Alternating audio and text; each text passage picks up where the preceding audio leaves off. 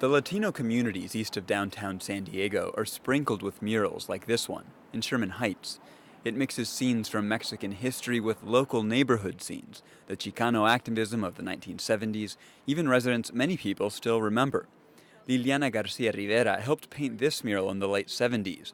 As Los Angeles-style gang culture was trickling into San Diego neighborhoods back then, she and her friends formed a community group called Sherman Unidos. They teamed up with a professional muralist and designed this mural to reflect their vision of their community.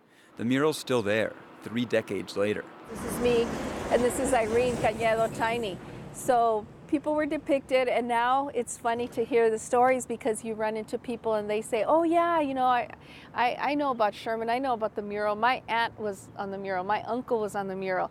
And so there's all these stories. People want to feel connected, to parts of the mural.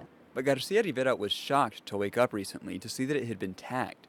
There's no shortage of graffiti in this neighborhood, and gangs are a problem. But this mural had been respected, until now. Garcia Rivera says it's only ever been defaced one other time in 30 years.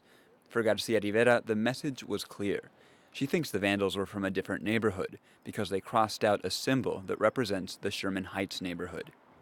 Well, I think this one was a target because it says Sherman, and the history is gone. I can assure you that the kids that did this are probably young teenagers. So there's no history anymore. People don't know what Sherman Unidos was in the other neighborhoods. When she posted a picture of the graffiti on Facebook, some of her friends were furious. They talked about how young people no longer respected the community's history. Some thought it was a sign of disrespect, which in this neighborhood can have serious consequences. And I think some of the people that saw my posting took it the wrong way, and saying, oh, we've been disrespected. And the word respect is very important in the community, in the barrio. The word respect means a lot. As you know, with everything that happens in gang violence, people die over disrespect. She took the picture down before things got too heated. Instead, she and a friend started cleaning up the mural, scrubbing off some of the most offensive marks. And she got to thinking that this was more than just kids disrespecting a mural and all the history that it symbolized. Sherman Heights and other Latino neighborhoods east of downtown are changing. A recent analysis found that they were among the most rapidly gentrifying neighborhoods in the entire country. As the nearby East Village neighborhood of downtown gets redeveloped and wealthier, white families move in. In the past, Garcia Rivera's neighborhood was a lot more segregated. Residents felt more of a sense of being one community. But a lot of that's been forgotten, she says, and with it, a pride in being part of a unified Latino community. And that's why she thinks whoever vandalized this mural had no problem doing it.